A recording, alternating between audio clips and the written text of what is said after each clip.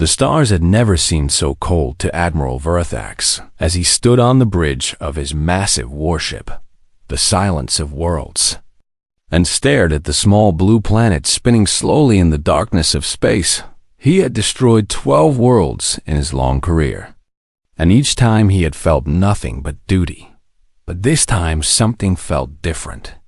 Though he could not explain why the judgment had come down from the Galactic Conclave just hours ago, and the words still glowed on his command screen in harsh red letters that left no room for doubt or mercy. Species 7821C. Classification pre-warp. Designation human. Sanctioned for cleansing. Threat level extreme. Timeline. Immediate. Orthax turned away from the viewport and walked slowly across the bridge, where hundreds of officers worked at their stations, preparing weapon systems and calculating bombardment patterns that would reduce the blue world to nothing but ash and memory. His second in command, a tall female officer named Asara, approached him with a data tablet in her hands and a question in her eyes. "Admiral, the fleet reports full readiness," she said in a voice that carried no emotion. "All 72 vessels are in position around the solar system, and the humans have detected nothing, as they lack the technology to see us." Verthax took the tablet and scrolled through the reports without really reading them, for he had seen such reports many times before, and they always said the same thing. "How long until we can begin?" he asked. 72 standard hours, Admiral, as protocol requires a full communications intercept before any cleansing operation, and the archivists are already working on cataloging the human transmissions for the permanent record. The Admiral nodded and handed back the tablet, then turned once more to look at the blue planet that his species had named Target 7. From this distance, it looked peaceful and beautiful, with swirls of white clouds dancing across blue oceans and green continents. And he found himself wondering if the humans down there had any idea that death was waiting for them in the darkness. Above, of course, they did not know, for humanity was a young species, barely crawling out of their caves in cosmic terms, and they had no way of seeing the fleet that surrounded their solar system like a noose waiting to tighten. The Galactic Conclave had been watching humanity for almost 100 of their years, ever since the first radio transmissions had leaked out from Earth and spread across the galaxy like ripples in a pond. At first, the Conclave had simply observed with curiosity, as they always did when a new species began to broadcast. But curiosity had quickly turned to concern, and concern had eventually become feared. The humans were violent beyond anything the Conclave had seen in 10,000 years of watching the galaxy. They fought wars constantly, killing millions of their own kind over differences in belief and territory and resources that seemed meaningless to outside observers. They built weapons of terrible power, bombs that could destroy entire cities in a single flash of light, and they pointed these weapons at each other with fingers that trembled on the trigger. They poisoned their own planet with pollution and waste, destroying the very world that gave them life. And they seemed unable or unwilling to stop even as their climate began to change and their species began to suffer. And perhaps worst of all, the projections showed that humanity would develop faster than light travel within 200 years, which meant they would soon spread beyond their single world and carry their violence out into a galaxy that had known peace for millennia. The Conclave had seen this pattern before with other species, and they had learned the hard way that it was better to stop such threats early, before they could grow strong enough to fight back. So the judgment had been made, as it had been made 11 times before in Vorthax's career, and the decimation fleet had been dispatched to carry out the will of the Conclave. Vorthax walked to his command chair and sat down heavily, feeling the weight of his years pressing down on him like a physical burden. He was old by the standards of his species, nearly 400 years, and he had served the Conclave faithfully for most of that time. He had never questioned an order, never hesitated to carry out his duty, never allowed himself to feel doubt or mercy or regret. But something about this mission troubled him in ways he could not name. Perhaps it was the beauty of the blue planet, so different from the harsh worlds he usually destroyed. Perhaps it was the sheer number of humans down there. 8 billion souls who would die without ever knowing why. Or perhaps it was simply the weariness of age. The slow erosion of certainty that came with watching so much death over so many centuries. He shook his head and pushed these thoughts away. For they served no purpose and changed nothing. The judgment had been made by minds far wiser than his own. And his duty was simply to carry it out. The Sara, he called out. And his second-in-command appeared at his side immediately. I want the archivist to be thorough with the communications intercept. And I want a full report on my desk before we begin the operation. Of course. Admiral, she replied. Is there anything specific you want them to look for? Verdax paused for a moment, considering the question, then shook his head. No. Just the standard procedure, and make sure everything is documented properly for the Conclave records. As I want no questions about this cleansing when it is complete. The Sara nodded and walked away to carry out his orders, leaving Verthax alone with his thoughts and the cold light of distant stars. Down in the archives section of the ship, a young officer named Kelsara was beginning her shift, completely unaware that she was about to discover something that would change the fate of 2 species. Forever she sat down at her workstation and began sorting through the flood of human transmissions that the ship's sensors had intercepted, expecting to find nothing but more evidence of the violence and hatred that had condemned humanity to death. She had no idea that buried somewhere in that ocean of noise was a single golden record, launched into space by hopeful hands decades ago, carrying a message that the Conclave had never bothered to hear. And she had no idea that finding that message would force her to make a choice that would either save a world or destroy her own life. But that discovery was still hours away. And for now, the fleet waited in silence, and the blue planet turned slowly below. And 8 billion humans lived their lives without knowing that the clock was already ticking toward their extinction. Kelsara had been an archivist for nearly 60 years. And in all that time, she had never found anything in the transmissions of a doomed species that surprised her. Every world marked for cleansing had been the same in the end, filled with creatures that killed and hated and destroyed without reason. And she had learned long ago to view her work as nothing more than a job. But tonight was different. And she could not explain why she sat alone in the archive chamber, surrounded by screens that flickered with intercepted human broadcasts. And she felt a strange heaviness in her chest that she did not recognize. The humans were certainly violent. There was no denying that. For every channel seemed to show images of war and conflict and suffering that confirmed everything the Conclave believed about this species. But something kept nagging at her. A feeling that she was missing something important. That there was more to these creatures than the judgment allowed. She had been sorting through military communications and news broadcasts for hours when her computer flagged an unusual signal buried deep in the archives. The signal was old, very old by human standards, and it had been launched from Earth decades ago on a small spacecraft that the humans called Voyager. Kelsara almost dismissed it as irrelevant. For what could a primitive probe possibly contain that would matter to the Conclave? But something made her pause and open the file. What she found inside made her forget to breathe. Signal contained something the humans called the Golden Record. A disc made of actual gold that carried a message meant for anyone who might find it among the stars. Kelsara played the contents of the record in her small chamber.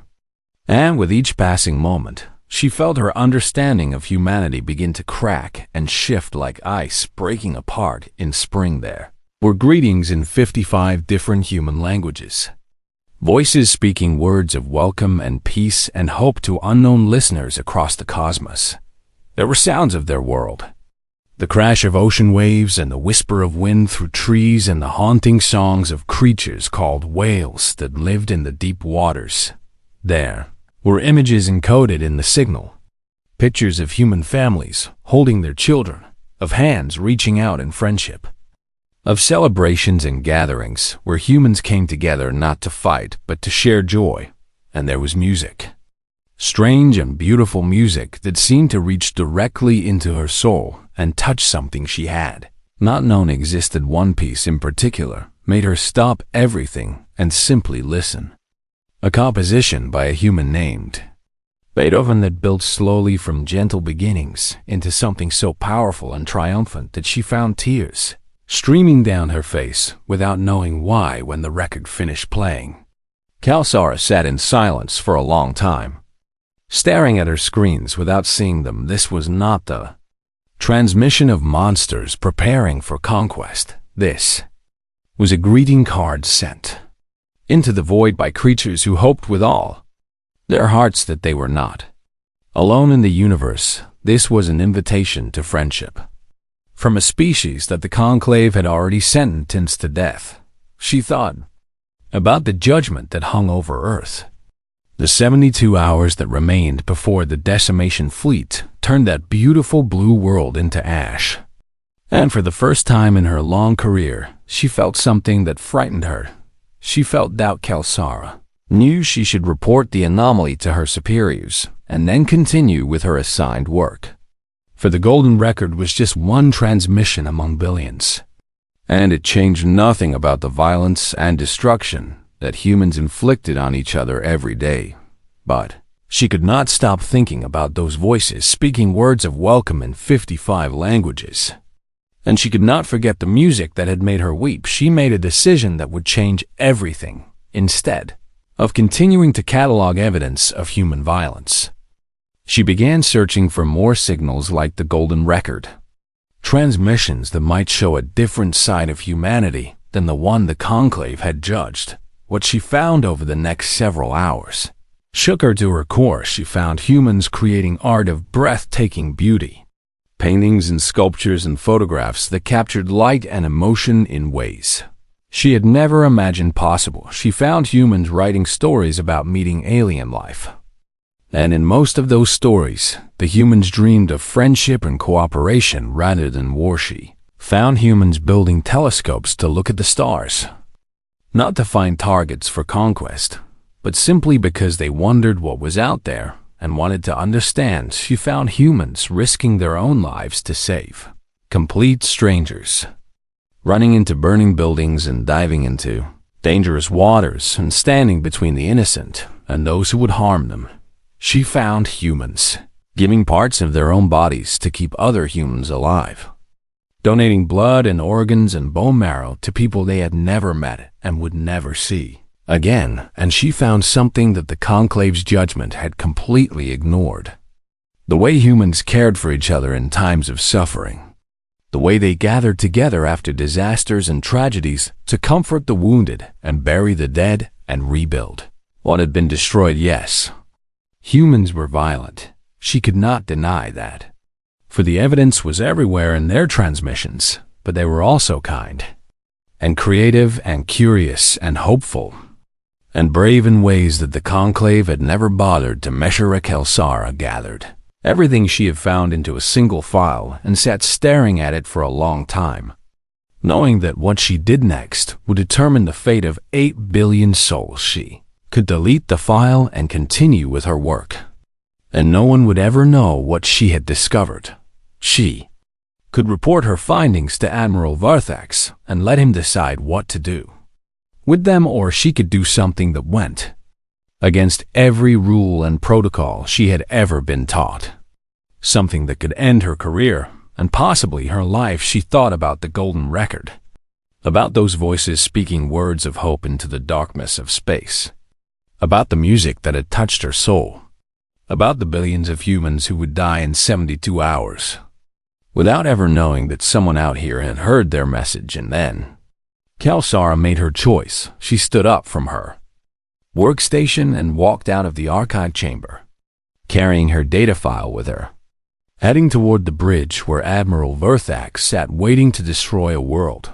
She did not know if he would listen to her. She did not know if anything could stop what was coming, but she knew that she had to try. Because somewhere in the darkness below, 8 billion voices were still singing, still hoping, still reaching out toward the stars with hands that carried flowers instead of weapons, and Kelsara could not let those voices be silenced without at least speaking for them. Admiral Verthax barely looked up from his command console when Kelsara entered the bridge with her data file clutched against her chest like a shield. "What is it, Archivist?" he asked in a voice that carried no interest, for he had more important matters to consider than whatever minor anomaly a junior officer had discovered in the human. Transmission Sklows took a deep breath and stepped forward, her heart's pounding so hard she could feel them in her throat. "Admiral, I have found something in the human archives that I believe requires your attention before we proceed with the cleansing operation." Verthax finally looked at her, and his ancient eyes were cold and distant. The eyes of someone who had seen too much death to be moved by anything anymore. The Conclave has already made its judgment, Archivist, and nothing in those transmissions will change what must be done. Please. Admiral, just look at what I have found. She held out the data file. Then after a long moment of silence, he took it from her hands and plugged it into his console. The golden record began to play, and Kelsara watched his face for any sign of the wonder she had felt when she first heard those voices speaking words of welcome to the stars. But his expression did not change when the recording ended. He removed the file and handed it back to her without a word. "Admiral," Kelsara said, her voice trembling, "do you not see what this means? Because these humans sent a message of peace into the void, hoping that someone would hear them, hoping that they would find friends among the stars. I see a primitive species attempting to communicate with technology they barely understand," Verthax replied. "And I see nothing that contradicts the Conclave's judgment, but the music, Admiral, and the greetings, and the images of families and children reaching out in friendship. How can we destroy a species capable of creating such beauty?" Verthax stood up from his chair and looked down at her with something that might have been pity or might have been contempt. "Archivist, every species we have cleansed has produced some form of art, and every species has had mothers who loved their children, and none of that has ever stopped them from spreading violence across the galaxy when given the chance. But what if the projections are wrong?" Kelsara asked, knowing she was pushing too far, knowing she should stop and walk away and accept the judgment like a good soldier. "The projections are never wrong," Verthax said, and his voice left no room for argument. "Return to your duties, Archivist, and speak of this to no one." Kelsara returned to the archive chamber, but she did not continue with her assigned duties. Instead, she began to dig deeper into the human transmissions, searching for everything she could find about the creatures the Conclave had sentenced to death. She worked through the night cycle and into the next day, forgetting to eat, barely stopping to rest. Driven by a fire that burned hotter with each new discovery, she found their symphonies and their operas and their songs. Music that ranged from gentle lullabies sung to sleeping children to thundering anthems that seemed to shake the walls of her chamber. She found their paintings and their sculptures and their architecture, works of art that captured light and shadow and emotion in ways that made her question everything she thought she knew about primitive species. She found their literature, stories of heroes who sacrificed themselves for strangers and lovers who crossed oceans to find each other, and ordinary people who stood up against impossible odds because it was the right thing to do. She found their science, not just the weapons and pollution the Conclave had focused on, but also the medicines that healed the sick and the technologies that fed the hungry and the missions that sent tiny robots to explore distant planets simply to understand them better. She found their history, not just the wars and atrocities, but also the movements for freedom and equality and justice that had slowly bent the arc of human civilization towards something better, and she found their dreams, the visions of the future that humans held in their hearts. And most of those dreams were not about conquest or domination, but about exploration and discovery, and connection with other forms of life. The more she searched, the more she found, until her data file had grown so large that it would take days to review it all.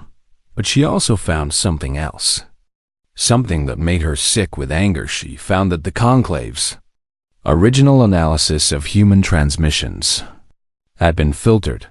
The algorithms that processed the data had been designed to weight violent and aggressive content more heavily than anything else, which meant that the final judgment had been based on a distorted picture of humanity that emphasized their worst qualities, while ignoring their best. Kelsara did not know if this filtering had been intentional or simply a flaw in the system, but she knew that it meant the Conclave had sentenced 8 billion souls to death based on incomplete evidence. She had to do something. She thought about going back to Admiral Verthax, but she knew he would not listen, for his mind was already closed to anything that contradicted the judgment.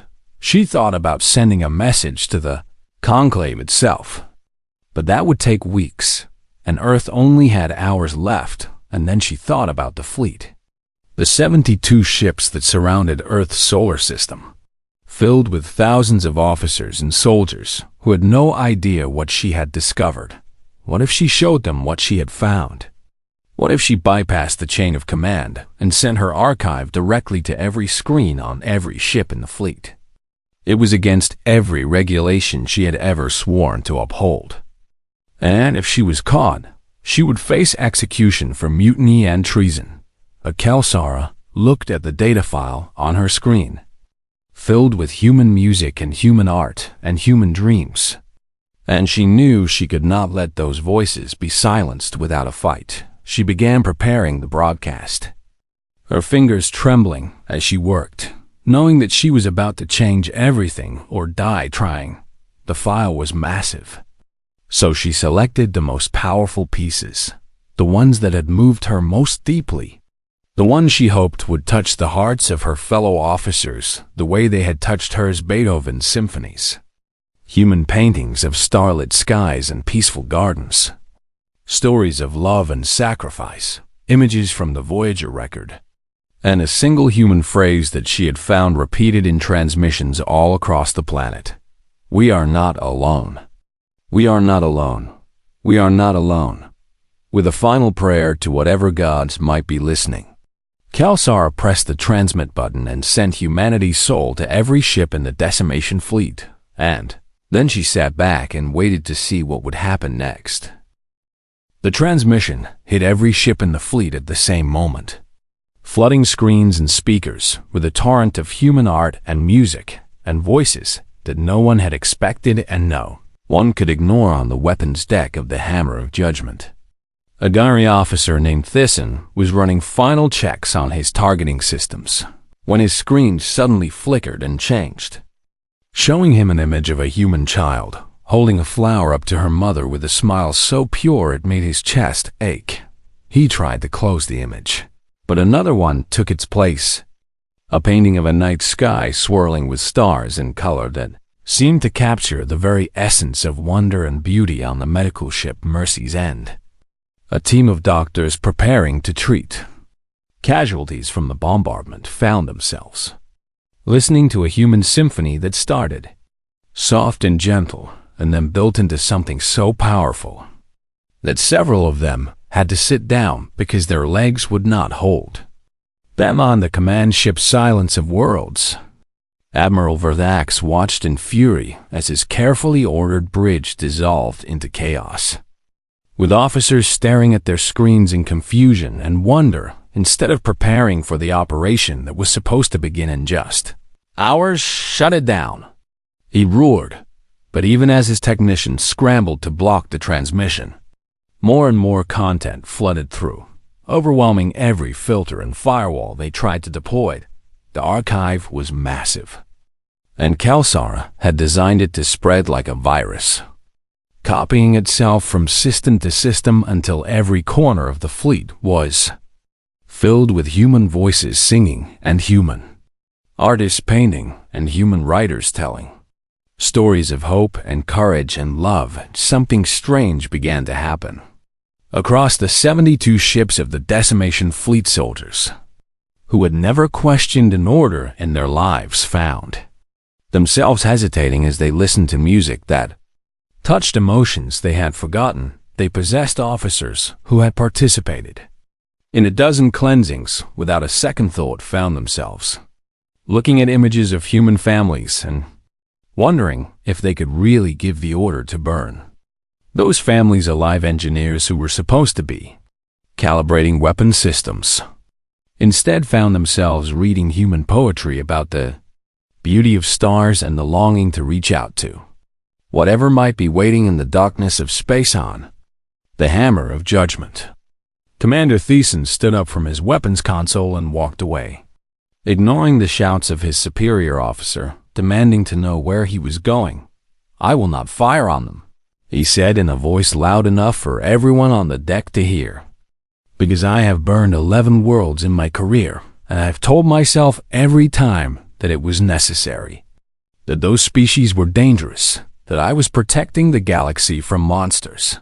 He turned to face his fellow officers, and his eyes were bright with something that might have been tears.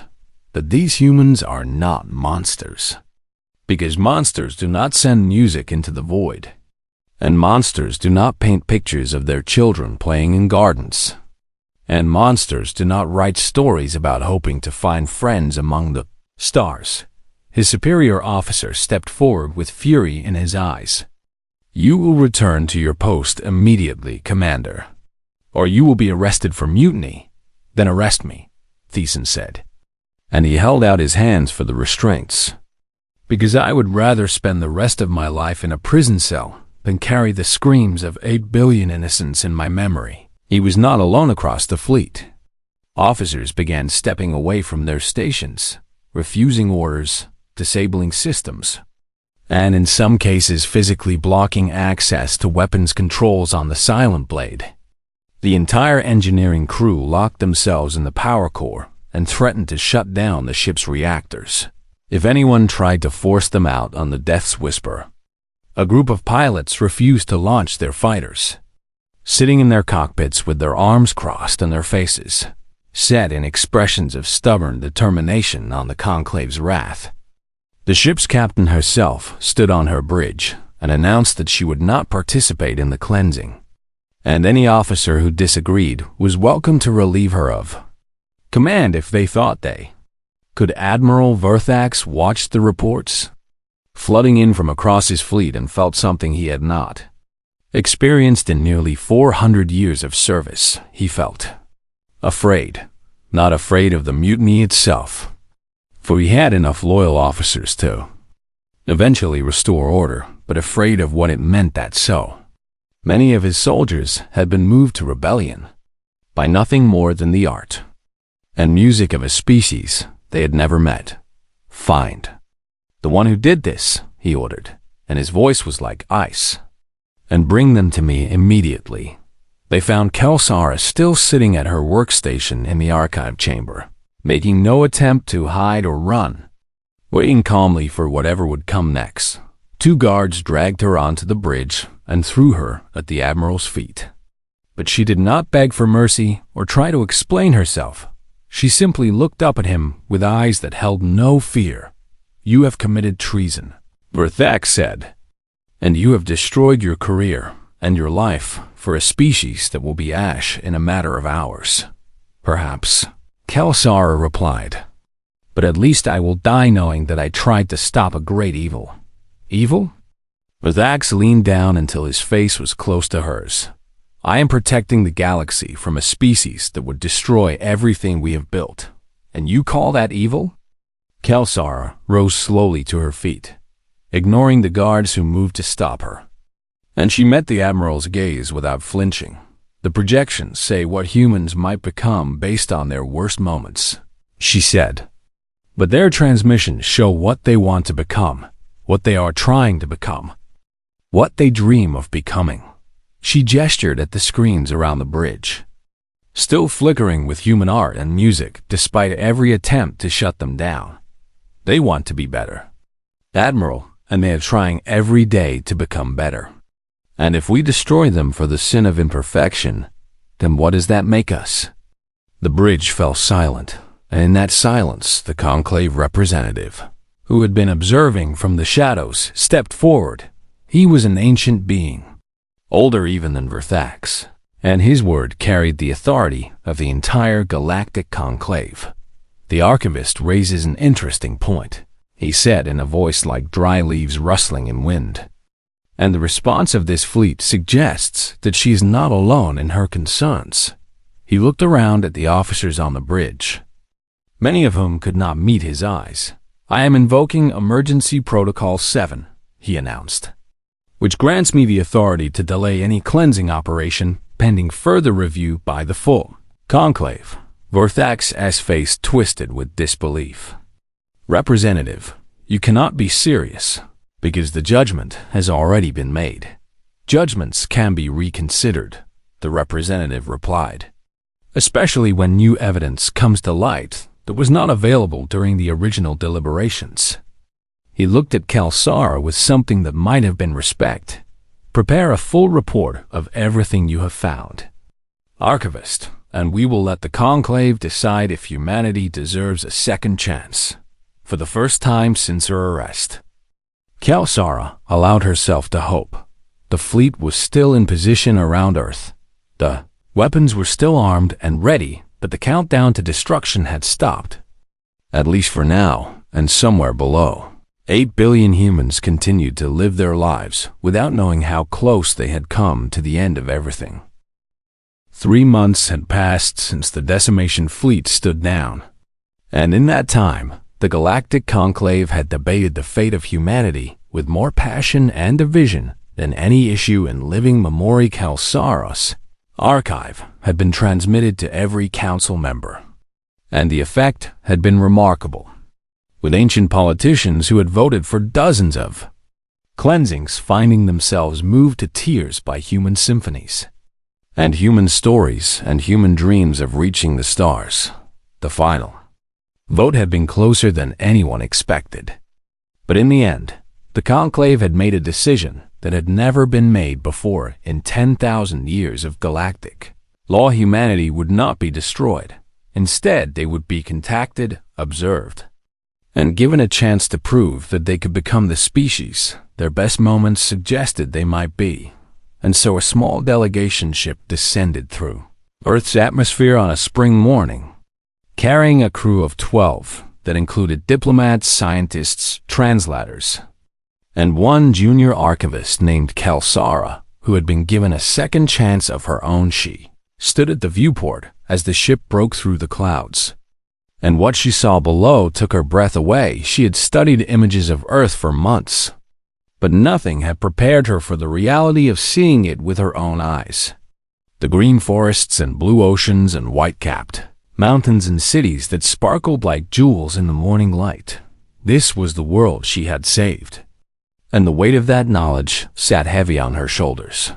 The ship landed in an open field near a building the humans called the United Nations, where representatives from their many nations had gathered to respond to the first definitive proof that they were not alone in the universe. Kalzaj watched through the viewport as human soldiers surrounded the landing site, their primitive weapons raised toward the ship, their faces tight with fear and confusion. She could not blame them for being afraid, because they had no way of knowing that the strangers who had come from the sky had almost destroyed their entire world just months ago. The delegation leader, an experienced diplomat named Vershan, turned to face his team with calm authority in his eyes.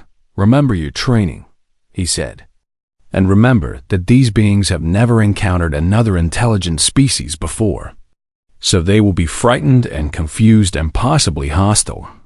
But we must show them patience and understanding. He looked at Kelsara with something like warmth. You know these creatures better than any of us, Archivist, so I want you to be the first to step outside, because I believe they will respond better to someone who has already learned to love their art and their music and their dreams. Kelsara felt terror grip her chest, but she nodded and moved toward the exit hatch. Knowing that this was the moment everything had been building toward, the hatch opened with a soft hiss, and bright sunlight flooded into the ship, warmer and gentler than any light she had felt on her own cold world. She stepped out onto the ramp and looked down at the crowd of humans staring up at her.